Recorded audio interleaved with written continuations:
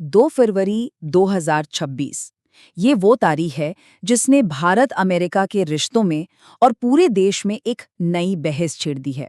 इसी दिन एक ऐतिहासिक व्यापार सौदे का ऐलान हुआ और इस ऐलान के साथ ही कहीं जश्न का माहौल है तो कहीं जबरदस्त विरोध के स्वर उठ रहे हैं। इस पूरे सौदे के दिल में है ये एक नंबर। भारतीय सामानों पर जो अमेरिकी टैरिफ पहले 50% तक था, वो अब घटकर सिर्फ 18% रह गया है। सालों से जो एक ट्रेड वॉर जैसा माहौल था, वो तो खत्म हो गया। लेकिन इस नंबर के पीछे की कहानी इतनी सीधी नहीं है। ये सिर्फ एक संख्या नहीं है, इसके पीछे भू राजनीति, घरेलू दबाव और आर्थिक हिसाब किताब का एक पूरा ताना बाना बुना हुआ है। तो सवाल ये उठता है कि ये सौदा असल में है क्या? भारतीय उद्योग के लिए एक जबरदस्त जीत या फिर राष्ट्रीय हितों का एक बहुत महंगा सौदा? चलिए इस समझौते के हर पहलू को जरा गहराई से समझते हैं। चलिए सबसे पहले ये समझते हैं कि सरकार इस सौदे को भारत के लिए एक बहुत बड़ी आर्थिक जीत क्यों बता रही है। इसके पीछे क्या तर्क दिए जा रहे हैं? तो ये जो 18% का आंकड़ा है ना, ये भारतीय निर्यातकों के लिए एक बहुत बड़ा गेम चेंजर है। इसका सीधा सा मतलब ये है कि अब भारतीय कंपनियां अमेरिकी बाजार में वियतनाम और चीन जैसे अपने बड़े कॉम्पिटिटर्स के मुकाबले सस्ता माल बेच पाएंगी। जाहिर है, इससे उन्हें एक जबरदस्त बढ़त मिलेगी। और इसका असर कहाँ दिखेगा? सबसे ज्यादा फायदा होने की उम्मीद है कपड़ा, इंजीनियरिंग, दवा और आभूषण जैसे बड़े सेक्टर्स को। ये वो सेक्टर्स हैं जो लाखों लोगों को रोजगार देते हैं। और जब इन्हें अमेरिकी बाजार में ज्यादा आसानी से पहुंच मिलेगी, तो नौकरियों के नए मौके भी बनेंगे। और बात सिर्फ आज की नहीं हो रही है, एम्बिशंस बहुत बड़े हैं। दोनों देशों ने 2030 तक आपसी व्यापार को $500 अरब तक पहुंचाने का एक बहुत बड़ा लक्ष्य रखा है। इसे नाम दिया गया है मिशन 500। ये इस साझेदारी के विशाल पैमाने को दिखाता है। लेकिन रुकिए, इस सौदे में सिर्फ टैरिफ की बात नहीं है। इसके पीछे एक बहुत बड़ा रणनीतिक दांव भी खेला गया है। भारत की ऊर्जा नीति में एक बहुत बड़ा मोड़ आया है। आइए देखते हैं कि इसका मतलब क्या है। जरा सोचिए, भारत एक दोराहे पर खड़ा था। एक तरफ था रूस का सस्ता तेल, जिससे देश को काफी पैसे बच रहे थे। लेकिन दूसरी तरफ था अमेरिका, जो इस बात से नाराज था और उसने भारी भरकम टैरिफ लगा रखे थे।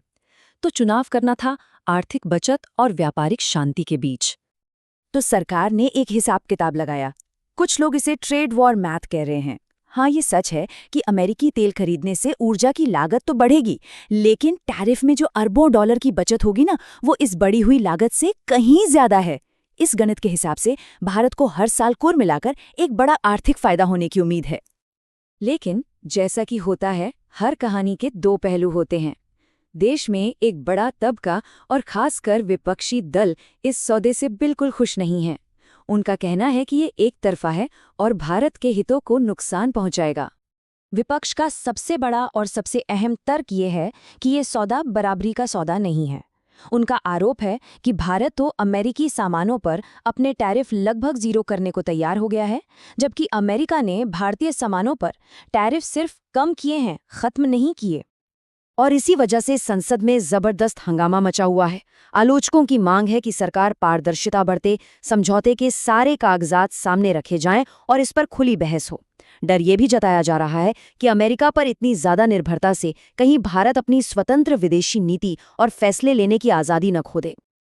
अब आते हैं इस सौदे के सबसे ज्यादा विवादास्पद पहलू पर, वो मुद्दा जिसने देश के किसानों को एक बार फिर सड़कों पर उतरने के लिए मजबूर कर दिया है।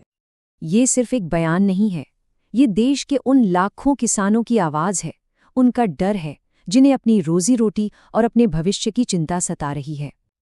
डर इस बात का है कि जब अमेरिकी डेयरी, पोल्ट्री, मक्का और सोयाबीन जैसे प्रोडक्ट्स की बाढ़ भारतीय बाजारों में आएगी, तो हमारे स्थानीय किसानों का क्या होगा? उनके लिए मुकाबला करना लगभग नामुमकिन हो जाएगा। इससे न सिर्फ कीमतें गिर सकती हैं, बल्कि कई छोटे किसान बर्बादी की कगार पर पहुंच सकते हैं।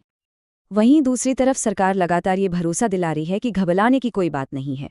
वाणिज्य और कृषि मंत्रियों का कहना है कि किसानों के हितों की पूरी तरह से रक्षा की गई है। उनका दावा है कि डेयरी जैसे संवेदनशील क्षेत्रों को पूरी तरह सुरक्षित रखा गया है।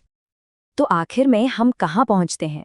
ये कहानी एक सिक्के के दो पहलुओं जैसी है, जहां एक तरफ की तस्वीर दूसरी से बिल्कुल अलग दिखती है। तो हमारे सामने दो अलग अलग तस्वीरें हैं। एक तरफ है एक चमकता हुआ आर्थिक भविष्य, ग्लोबल इंटीग्रेशन, मैन्युफैक्चरिंग बूम, नई नौकरियां। और दूसरी तरफ है एक गहरी चिंता, किसानों का भविष्य, देश की आत्मनिर्भरता और महंगाई बढ़ने का खतरा। आखिर में सवाल वहीं आकर रुक जाता है, क्या ये एक आर्थिक मास्टर स्ट्रोक है जो एक नए भारत की नींव रखेगा, या फिर ये एक ऐसा रणनीतिक जुआ है जिसकी सबसे बड़ी कीमत हमारे किसानों को चुकानी पड़ेगी? सिर्फ आने वाला वक्त ही बताएगा कि ये सौदा भारत को किस ओर ले जाता है।